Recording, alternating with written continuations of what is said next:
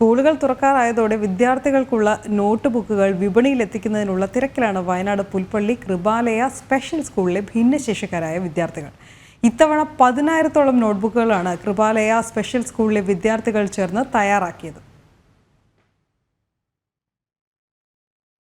Kripalaya special സ്കൂളിലെ 18 വയസ്സിന് മുകളിലുള്ള വിദ്യാർത്ഥികൾക്ക് തൊഴിലധിഷ്ഠിത വിദ്യാഭ്യാസം നൽകുന്നതിന്റെ ഭാഗമായാണ് നോട്ട് ബുക്ക് നിർമ്മാണത്തിൽ പരിശീലനം നൽകുന്നത്.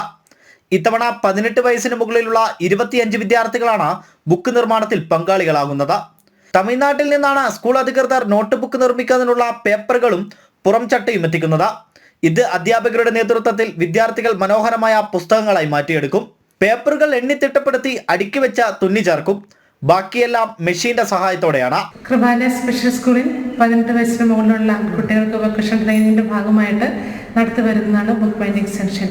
200 പേജിന്റെ വരയിട്ടതും വരയിടാത്തതുമായ ബുക്കുകൾ ലഭ്യമാണ്.